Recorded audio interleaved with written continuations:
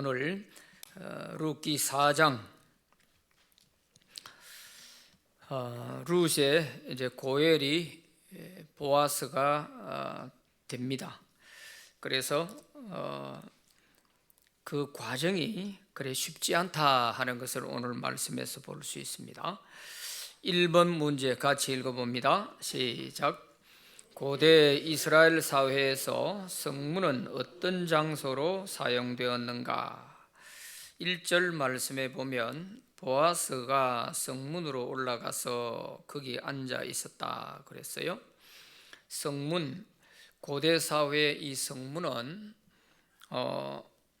그냥 우리가 생각하는 하나의 그냥 게이트만 있는 그런 게 아니고요. 그 들어가는 성문 어귀에는 넓은 광장 같은 그런 곳으로 되어 있어요. 그래서 그곳에서 성읍 대표들이 모여가지고 그 성읍 주민들한테 공지사항을 전달하기도 하고, 또 백성들에게 어떤 율법상의 재판을 해야 될 일이 있으면 재판을 하기도 하고, 이런 공적 업무를 위해서 이 성문 어귀에 바로 이 장소가 사용이 되어졌습니다. 그래서 이 성문 어귀에, 성문 입구에 앉아 있다 하는 그 자체가 그 성을 대표할 수 있는 어느 정도의 지위를 갖춘 사람이라야 거기에서 그런 일을 할 수가 있는 거예요. 자, 신명기 21장 18절에서 21절 말씀 같이 한번 읽어봅니다. 시작. 사람에게 완악하고 패역한 아들이 있어 그의 아버지의 말이나 그 어머니의 말을 순종하지 아니하고 부모가 징계하여도 순종하지 아니하거든 그의 부모가 그를 끌고 성문에 이르러 그 성읍 장로들에게 나아가서 그 성읍 장로들에게 말하기를 우리의 이 자식은 완악하고 패역하여 우리 말을 듣지 아니하고 방탕하며 술에 잠긴 자라 하면 성읍의 모든 사람들이 그를 돌로 쳐 죽일지니 이같이 네가 너희 중에서 악을 제하라. 그리하면 온 이스라엘이 듣고 두려워하리라. 아멘. 하나의 예를 들어서 여기에서 말씀하고 있는 것이죠. 성문이 이런 역할을 했다 하는 것을 볼 수가 있죠. 아주 이 완악한 이런 자식이 있으면 그 부모가 그 아들을 데리고 성문 입구에 나아가서 그 성읍 지도자들에게 우리 아들이 이런 아들이요 하고 이 얘기를 하면 거기에서 이제 장로들이 모여서 그 사실을 확인하고 이렇게 재판을 하는 거예요. 이럴 때 이제 그 성문에서 하게 됐다 하는 것이고, 또 창세기 19장 1절에 보면 롯이 성문에 앉았다 하는 것을 볼 수가 있죠. 천사들이 내려왔을 때 이 성문에 앉아있던 롯이 들어오는 손님을 보고서 자기 집으로 모시고 가서 잘 대접을 했던 그것으로 인해서 소돔과 고모라가 멸망할 때에 이 롯의 가정의 식구들이 구원받았지 않습니까? 그러니까 롯도 역시 그 소돔과 고모라 성에서 지도자의 위치에 있었다 하는 것을 알 수가 있죠. 그래서 잠언 31장 23절에도 보면 현숙한 여인은 자기 남편을 성문의 장로들과 함께 앉게 한다 그런 말이 있어요. 그래서 성문의 지도자로서 거기에 앉을 수 있는 이것은 고대 사회에서 굉장히 영광스럽게 생각하고, 또 쉽게 얘기하면 출세한 사람들이 거기 앉는 거예요. 그래서 이 고대 이스라엘 사회에서의 이 성문은 아주 이런 중요한 역할을 했다 하는 것을 알 수가 있습니다. 보아스도 이 성문에 올라가 앉아서 거기에 그 마을 장로들 10명과 함께 앉아서 이 기업 물을 자에 대한 이것을 이제 허락받기 위해서 이렇게 하는 거 보면 학자들은 이 보아스도 바로 이 베들레헴 성의 장로가 아니었나 이렇게까지 추정하는 학자들도 있습니다. 보아스가 유지니까요.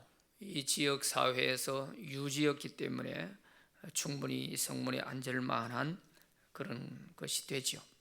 그리고 오늘 또 이 모든 회의 주제를 해나가는 이런 걸 볼 때에도 보아스의 위치가 당당한 걸 보면 그 위치가 어느 정도인가 하는 걸 짐작할 수가 있습니다. 자, 2번 문제 읽어봅니다. 시작. 보아스가 성문에 앉았다는 것을 볼 때에 그의 위상은 어느 정도인가?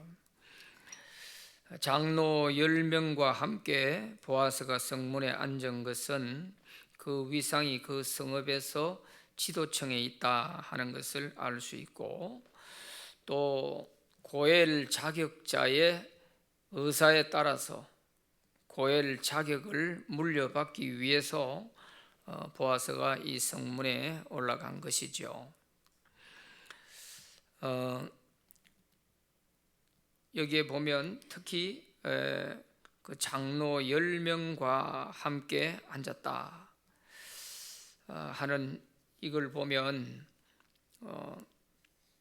이 정인 지도자들을 모으고 또 그 모든 것을 진행해 나가고 하는 이런 걸 보면 보아스의 그 위치가 상당했다 하는 것을 알 수가 있죠.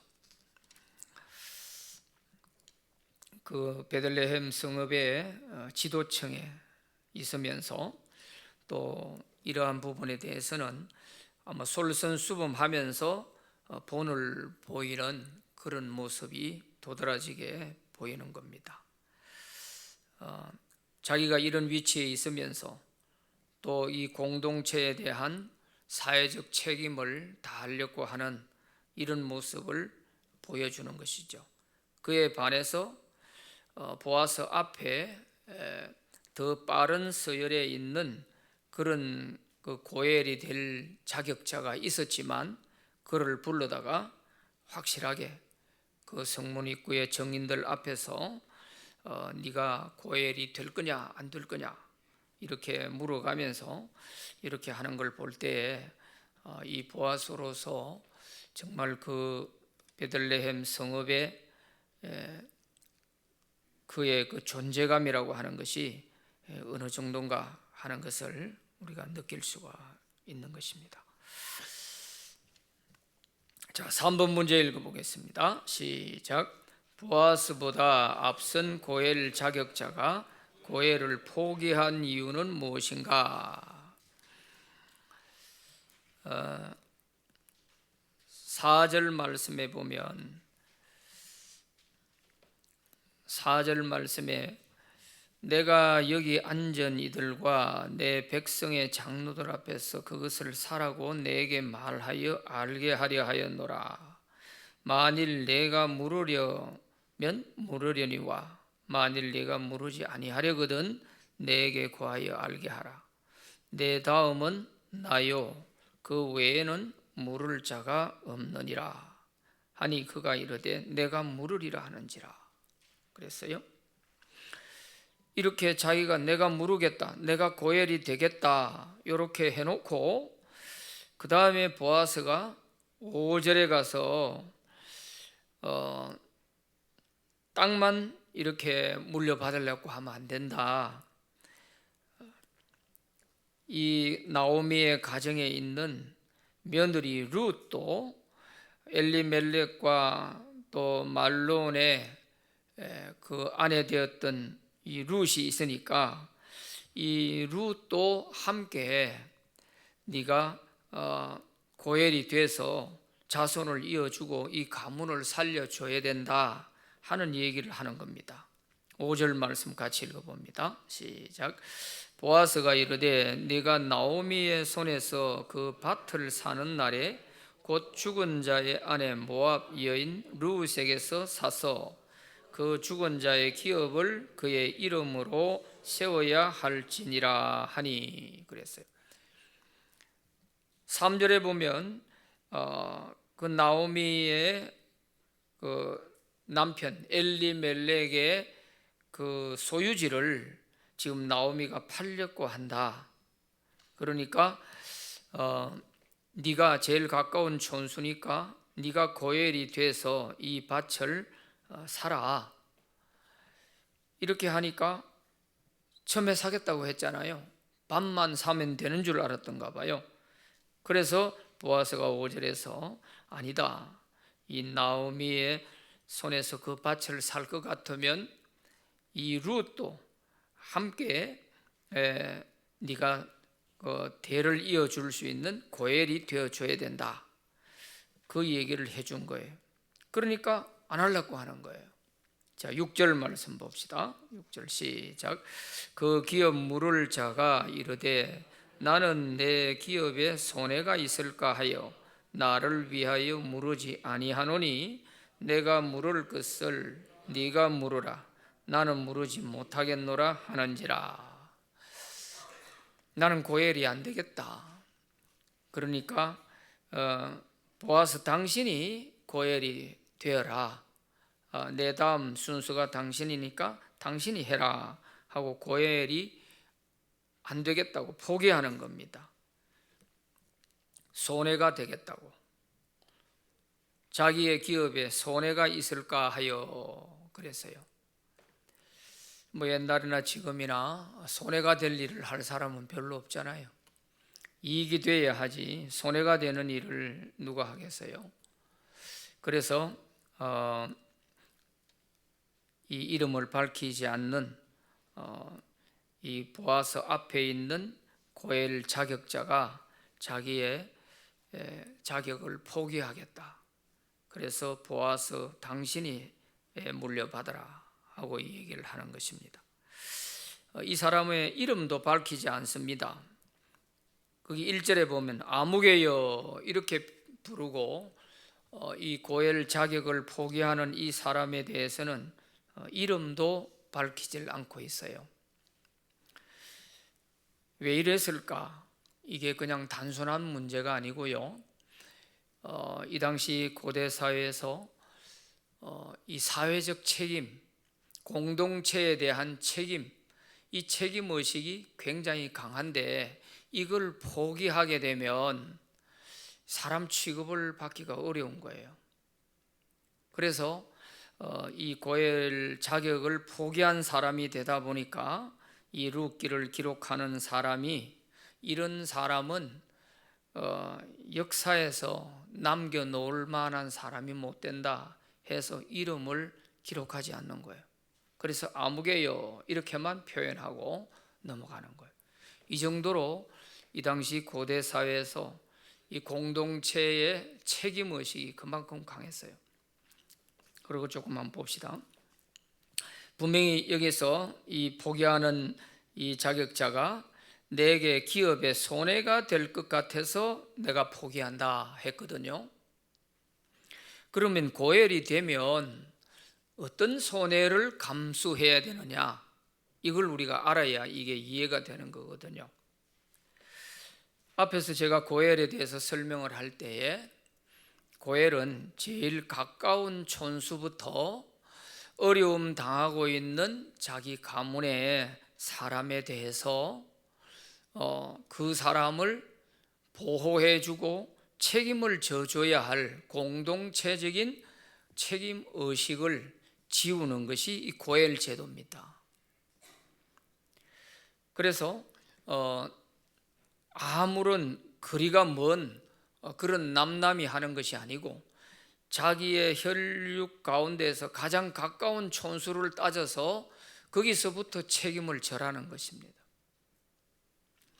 그래서 고엘이 되면은 어떤 경우에 자기의 집안의 형제 가운데 경제적으로 어려워 가지고 만약에 그 사람이 종으로 팔려갔다든지 또 경제적으로 어려워서 땅을 팔아먹었다든지 하는 이런 문제가 생겼을 때에 그 가까운 고엘이 될 수 있는 그 촌수에 해당하는 사람이 자기 돈으로 그 종으로 팔려간 사람의 돈을 지불하고 그 사람을 데려 나와야 되는 거예요. 또 팔려간 땅도 자기 돈을 지불하고 그 땅을 찾아줘야 돼요. 그러니까 생각을 해봐요.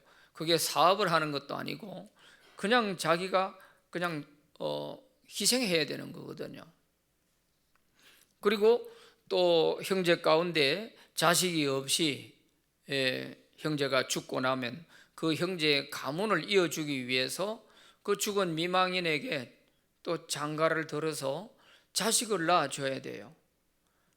그러면 그 자식은 자기 자식이 안 되고 죽은 사람의 그 형제의 자식이 되는 거예요. 이러니까 고엘이 된다는 게 쉬운 게 아닌 겁니다. 그 사회적 책임을 아무리 사회가 이렇게 지운다 할지라도 그거를 감당하기가 쉽지를 않다는 거예요. 선뜻 이 고엘이 되겠다고 하기가 사실 어려운 거죠. 그래서 첫째는 경제적인 손실이 따르게 되고, 또 자식을 낳아도 그 자식이 자기 자식이 되지 않고 그 죽은 사람의 그 미망인의 자식이 되어버리고, 재산을 찾아줘도 그 재산이 자기 것이 되는 게 아니라 그 가문의 재산으로 다시 되찾아주는 것이 되고, 이러니까 고엘이 된 사람에게 있어서 자기에게 이익될 게 하나도 없단 말이에요. 그럼에도 불구하고 고엘이 되어줘야 하는 것은 그 당시 사회 제도가 이 고엘의 자격을 포기하는 사람은 사람 취급을 못 받는 거예요. 사람 취급을. 그래서 사회적인 그런 어떤 법 때문에라도 어쩔 수 없이 이제 고엘이 되는 이제 경우가 있는 것이죠. 자기가 능력이 전혀 안 되는 사람은 할래도 할 수가 없잖아요. 능력이 돼야 가능한 것이죠. 더군다나 또 피해 보복, 만약에 형제를 죽였다 하는 이런 일이 벌어지게 되면 그 죽인 자를 찾아가지고 보복을 해줘야 돼요. 그러려고 하면 자기 목숨도 위험하잖아요. 이런 여러 가지 어려움들이 따르게 되는 겁니다. 그래서 이 고엘이 되는 것이 쉽지 않다 하는 것을 알 수 있고, 이 사람도 보아스의 설명을 듣고 나니까 자기로서는 감당이 안 되겠다 생각을 했는지, 아무래도 내게 손해가 될 것 같아서 나는 못하겠다, 당신이 하라고 그렇게 얘기를 하지 않습니까? 다행히 그래도 보아스는 능력이 되고, 그래서 보아스는 고엘이 되어가지고 룻과 결혼을 해서 다윗 왕의 조상이 될 수 있었단 말이에요. 아주 중요한 역할을 했죠. 예수 그리스도가 오시는 데 있어서 그 족보를 이어가는데 아주 중요한 역할을 하게 된 것입니다. 그래서 이 고엘은 자기 희생입니다. 내가 뭘 득 좀 보겠다 이런 것은 아예 기대할 수가 없어요. 어려운 사람을 도와주고 그 사람을 책임져주고 하기 위한 것이 고엘이기 때문에 여기에는 어떠한 무슨 득 볼 일이 거의 없는 거예요. 보아스도 사실은 룻의 고엘이 되어가지고 자기의 개인적인 어떤 득 볼 일은 없고, 그러나 그의 명예 하나를 얻은 것이죠.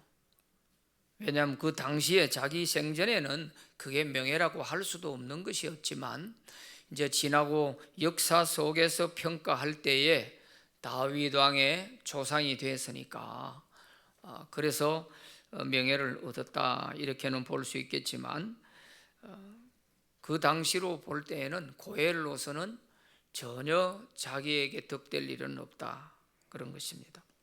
다만 자기 가문에 일어나는 이런 어려운 문제들을 다른 사람에게 짐을 떠넘기지 않고 자기 가문 안에서 어떻게 하든지 혈육들이 해결을 하고 도와가면서 살도록 하려고 하는 거고요. 또 특히 이 이스라엘 사람들에게는 지파별로 땅을 다 분배해 줬기 때문에 그 땅이 다른 데로 넘어갈 수가 없는 거예요. 다른 지파로 가면 안 되잖아요. 그래서 그 안에서, 가문 안에서 해결하고, 그 가문에서 안 되면 그 지파 안에서 해결하고, 이렇게 해서 해결을 하고 그 지파가 존재할 수 있도록 만들어 놓은 제도지요. 그걸 강화하려고 하다 보니까 사회적 책임을 부과할 수 있는 것이 고엘 제도라고 하는 것입니다. 그래서 이 고엘은 영적인 의미가 중요한데, 그것은 바로 우리의 고엘이 누구냐 하는 겁니다. 바로 이 보아스가 고엘이 되어준 이 모형은 바로 예수 그리스도의 모형입니다. 예수님이 우리를 위해 고엘이 되어줬다 하는 것을 보아스를 통해서 그대로 보여준 거예요. 자, 우리는 죄의 노예가 되어 있었습니다. 죄의 노예가 되어 있는 우리를 한 푼도 다른 사람이 누가 어떻게 구해줄 자가 없었잖아요. 그럴 때 예수님이 우리를 죄의 노예에서 해방시켜 줬어요. 또 우리는 하나님의 나라를 잃어버렸어요. 그런데 예수님이 우리로 하여금 하나님 나라를 되찾을 수 있도록 구원해 주신 거예요. 그러니까 이 땅 문제, 그 다음에 자손 문제, 그 다음에 생명 문제, 이 문제가 고엘이 해결해 줘야 될 문제거든요. 그런데 예수님이 이 문제를 다 해결하신 거예요. 우리가 사단의 공격을 받아 생명의 위협을 느끼고 지옥으로 끌려갈 우리의 생명, 주님이 구원해 주셨고, 또한 우리는 마귀의 자손이 될 수밖에 없었지만 우리로 하여금 하나님의 자녀가 되게 하시고, 우리를 죄의 노예에서 해방시켜 주시고, 또한 살아가는 모든 삶에 대한 보호자 역할을 해줘야 되는 게 고엘입니다.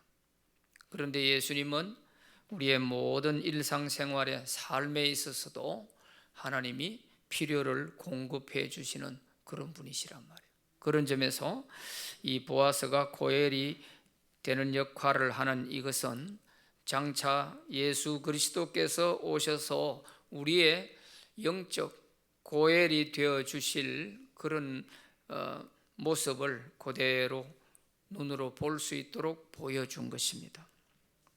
그래서 우리의 고엘 대신 예수님, 이거 하나만 잘 깨달아도 우리가 기도가 달라질 것입니다.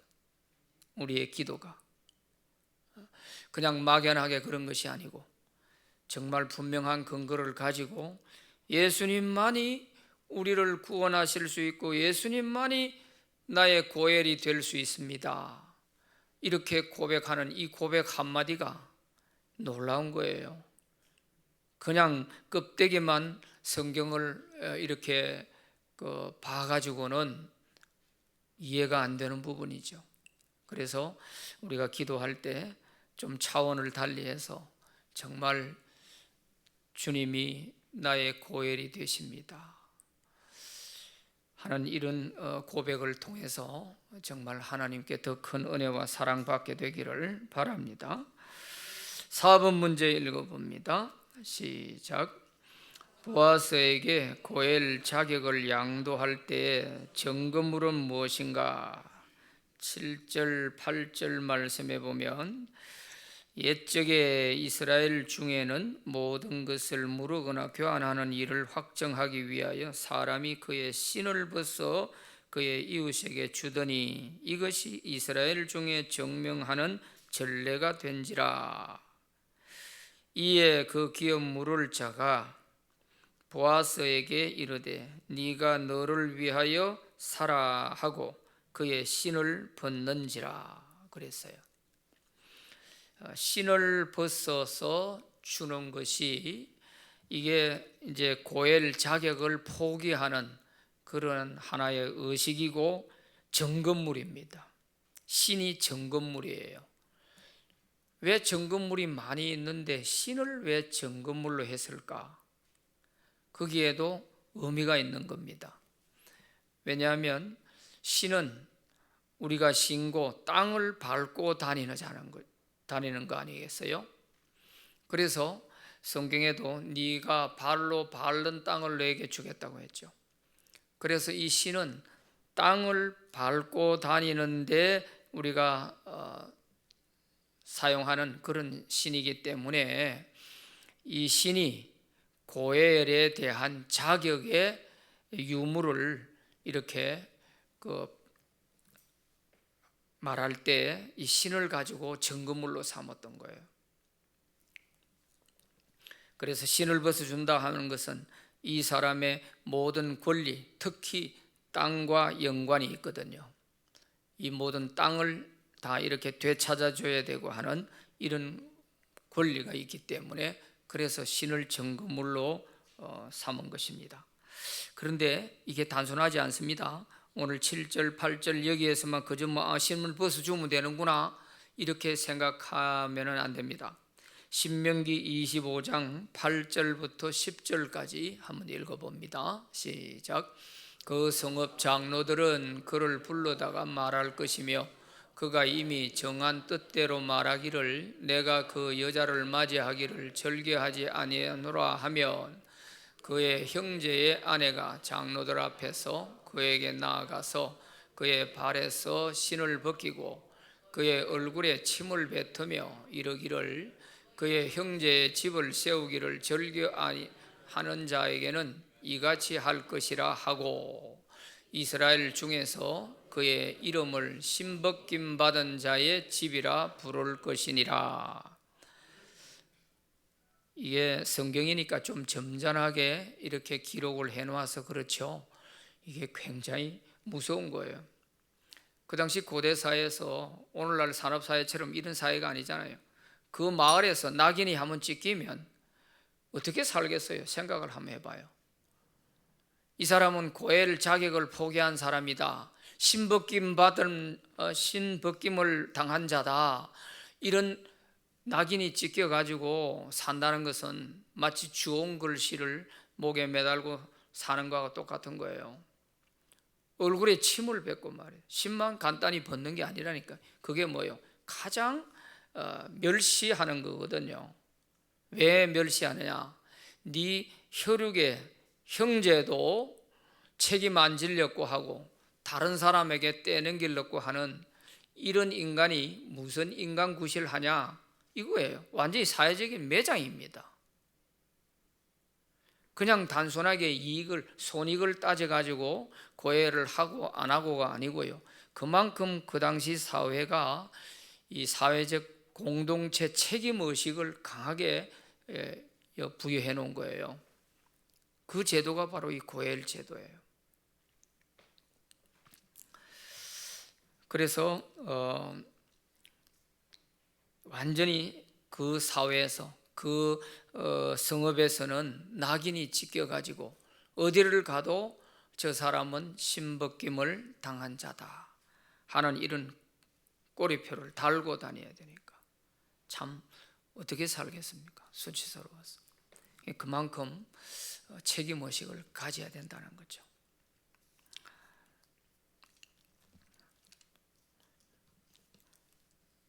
다행히 그래도 우리 예수 믿는 사람에게는 이런 그게 없으니까 얼마나 다행입니까? 만약에 오늘 우리 예수 믿는 사람도 이렇게 살아야 된다 하고 해놓으면 아마 예수 못 믿겠다 하고 가는 사람도 많을 거예요. 그러나 우리가 정신은 본받아야 돼요. 우리 공동체, 교회 공동체 책임의식 이런 정신은 본받아야 될 부분입니다. 왜냐하면 예수님이 우리의 영원한 고엘이 되셨다면 예수님은 우리 교회 공동체를 위하여 고엘이 되신 분이잖아요. 그렇다면 우리 성도들은 예수님으로 인하여서 우리 공동체가 이루어진 이 교회 성도들은 우리 가운데 어려운 사람이 있으면 돕고 못 본 채 하면 안 된다는 거죠. 이게 고엘 정신입니다. 서로 협력해서 함께 천국 갈 때까지 함께 가야 된다는 것이죠. 그래서 그것을 신약 성경에서는 좋게 형제 사랑이라고 하는 이런 말로 표현이 되어 있으니까 이것과 연결이 잘 안 돼서 그렇죠. 이 고엘 제도와 연결을 시켜서 보면 신약 성경에서 형제 사랑이 그냥 사랑이 아닙니다. 이거는 혈육의 사랑보다도 더 강한 그리스도의 피로 엮어진 사랑이라고 표현하고 있잖아요. 굉장히 중요한 부분이에요. 그래서 초대 공동체가 그 어려운 박해 속에서도 오히려 부모 형제들은 돌보지 못해도 기독교 공동체 안에서는 서로 돌보고 함께 살아왔단 말이에요. 그 카타콤베 안에서도 그렇게 서로가 죽어도 같이 죽고 살아도 같이 산다 하는 그런 공동체 의식으로 버텨온 거예요. 250년을 기독교가 그렇게 살아왔어요. 만약에 거기에서 공동체 의식이 약화되어 가지고 그 카타콤베 안에서 어디에 다 기독교인들이 모여 살고 있다 하는 걸 한 사람만 불어버리면 다 잡혀가 죽는 거잖아요. 그런데도 자기 목숨을 희생해도 절대로 그 비밀을 누설하지 않았죠. 그때 사용되어진 것이 익스투스라 해가지고 물고기 배지. 이 물고기 배지가 바로 그 카타콤베 안에서 가는 방향 표시입니다. 물고기 머리가 어느 쪽으로 가 있느냐 거기에 따라서 이리로 가라 저리로 가라 하는 그 표현이에요. 그 당시 사람들은 만나도 말을 하지 않고 물고기 표시만 가지고 하는 거예요. 그러면 이 사람이 믿는 사람이구나, 기독교인이구나 이렇게 알아보고요. 그런 박해 속에서도 그런 강한 예수 그리스도의 피로 묶어진 공동체, 그 공동체를 로마 그 권력자들이 박해로서 그걸 없애지 못했어요. 결국 기독교가 승리하게 된 거 아니겠습니까? 이렇게 보면 구약 시대에는 사회적 제도를 가지고 고엘 제도를 가지고 이렇게 공동체 책임 의식을 부여했지만 신약 성경에서는 그리스도의 피로 하나로 묶어진 공동체다 하는 것입니다. 훨씬 더 강하지요.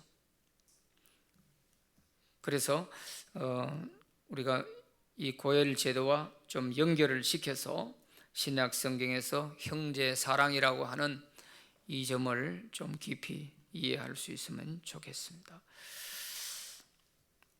정건물은 신발이었다 하는 것이고 그 신발은 소유권에 대한 땅의 소유권에 대한 그런 부분을 인수인계해 주는 그것을 상징적으로 신을 벗어 주는 것입니다. 자, 5번 문제 읽어봅니다. 시작. 정인들에게는 어떤 책임이 있다고 하였는가? 9절 10절 말씀에 보면 보아스가 룻의 이 고엘이 되는데 이제 설명을 다 하고 또 앞에 자기보다 앞선 그 자격자가 포기하고 했던 이 과정을 다 진행을 시켜왔기 때문에 이제 보아스가 정인들에게 다짐을 받는 것입니다.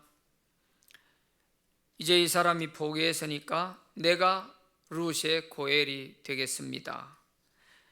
내가 룻의 고엘이 되고 이 엘리멜렉의 모든 재산과 또 그 아들 말론의 아내였던 룻을 내가 아내로 맞이하고 그 대를 이어줄 것이며 내가 고엘로서 책임을 다하겠습니다. 이 일에 대해서 당신들이 증인이 됩니다.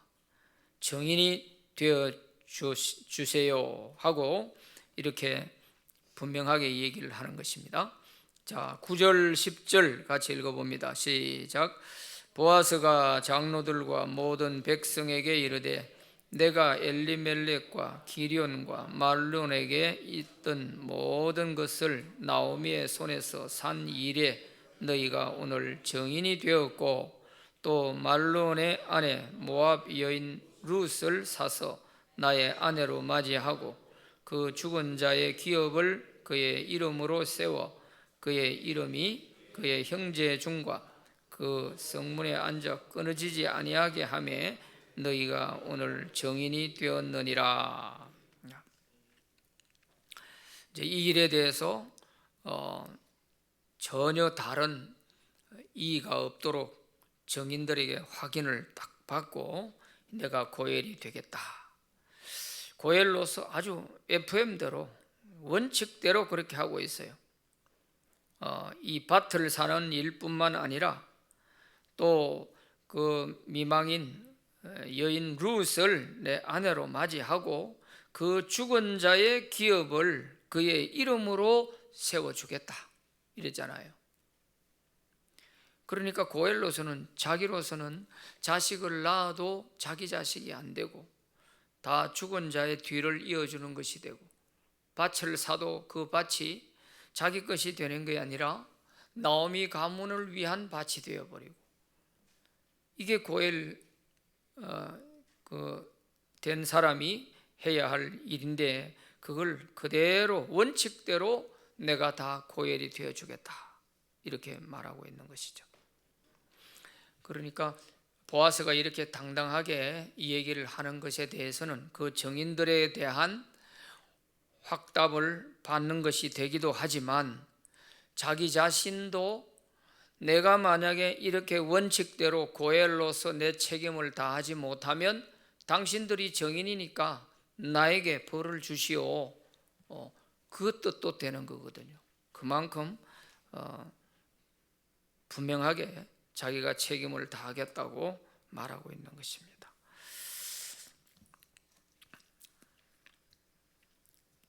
자, 그리고 신명기 19장 16절에서 19절 말씀 한번 읽어봅니다. 시작.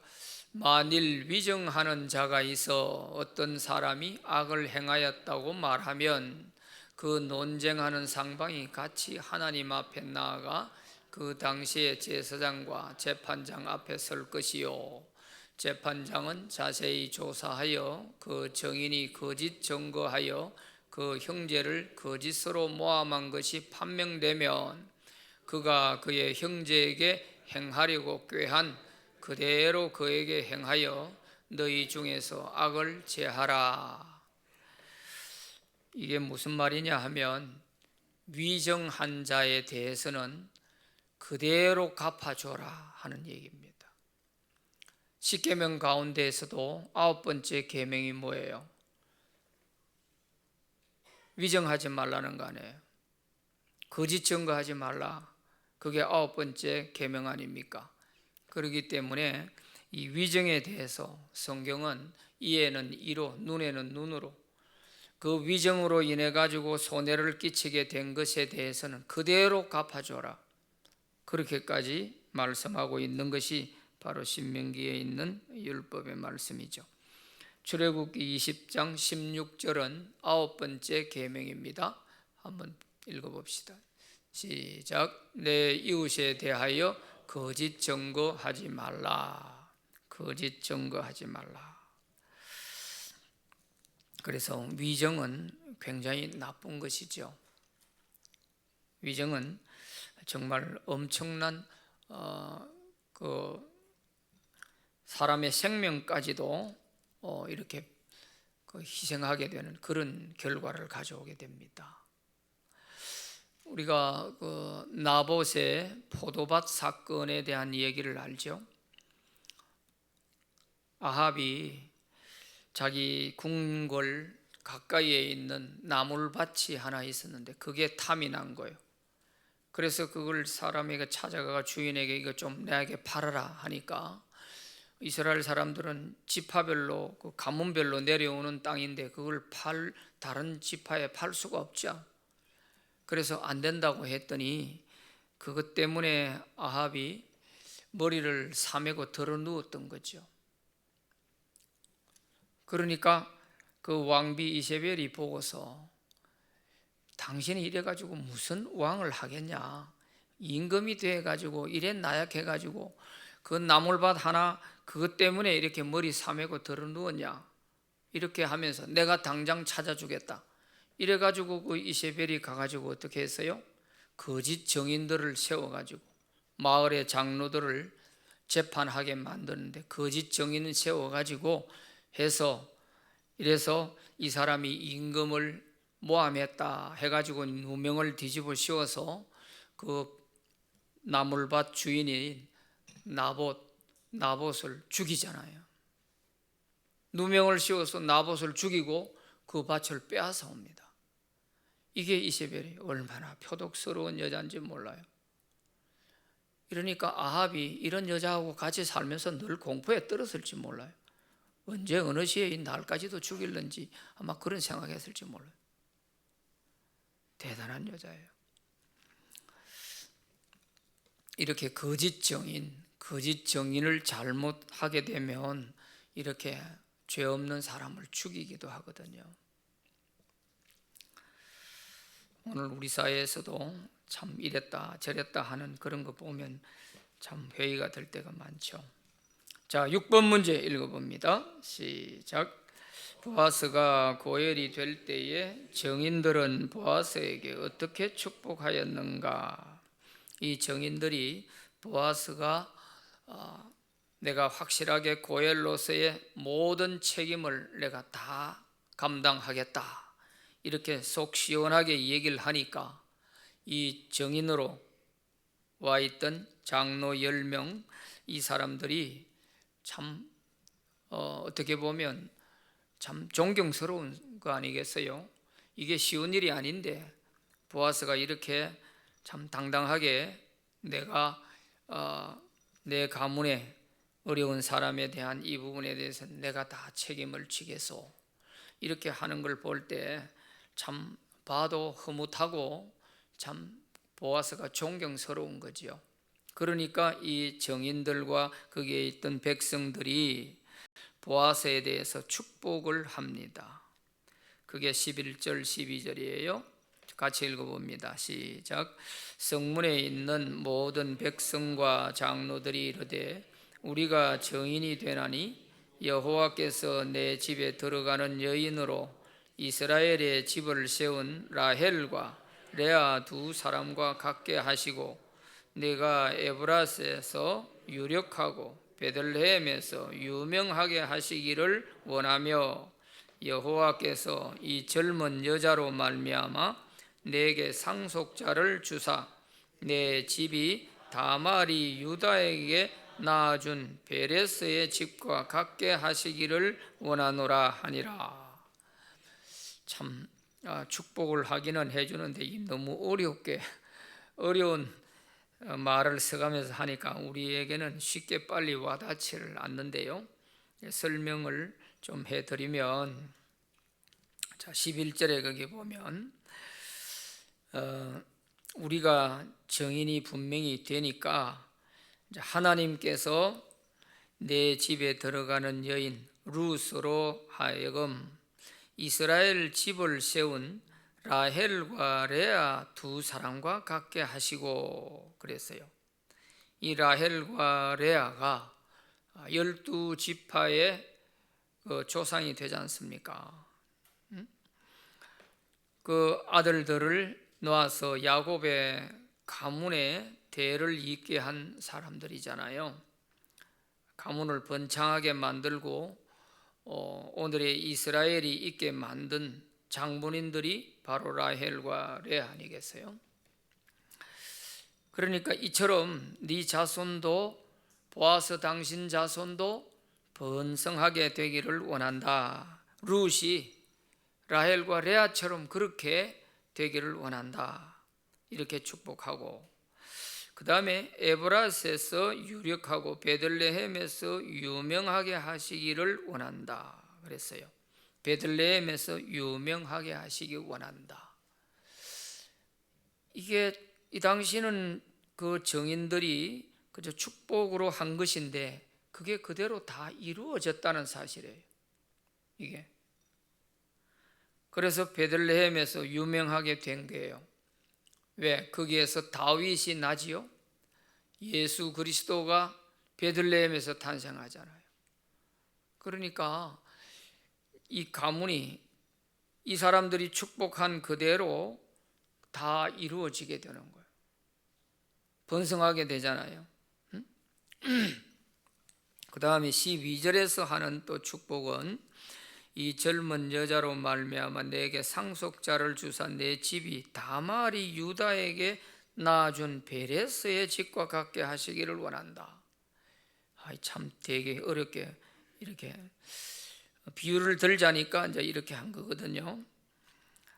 다말이 유다에게 낳아준 베레스의 집과 같게 되기를 원한다. 다말이 어떤 사람이에요? 다말이 유다, 야곱의 네 번째 아들인 유다와 며느리 다말 사이에서 베레스와 세라라고 하는 이 상둥이 두 아들이 태어났지 않습니까? 어떻게 보면 이 고엘 제도의 보아스와 룻의 이런 관계처럼 야곱과 다말과의 관계도 그렇게 되어졌다는 거죠. 왜냐하면 야곱이 자기 책임을 다 안 했거든요.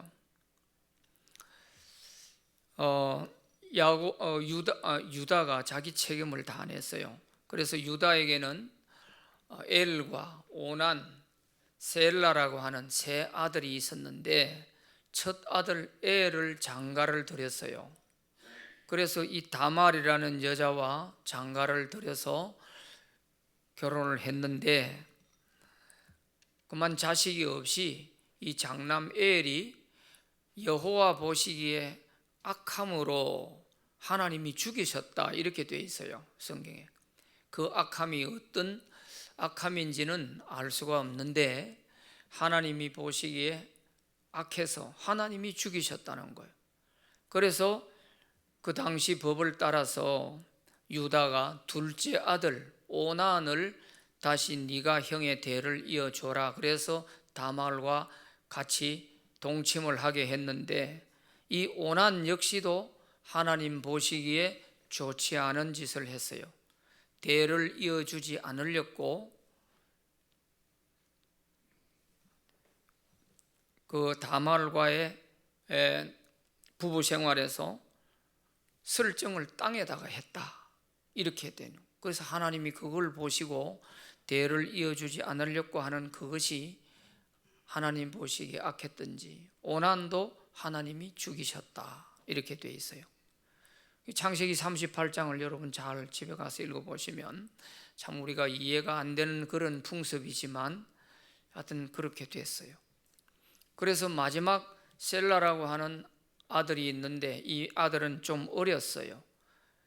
아들이 어리기보다도 유다의 마음에는 이 셋째 아들까지도 또 죽을까 싶어서 겁도 나고 이래서 할 수 없이 다말을 이 아들이 아직 어리니까 좀 자랄 때까지는 네가 친정에 가 있어라 하고 친정으로 돌려보냈거든요.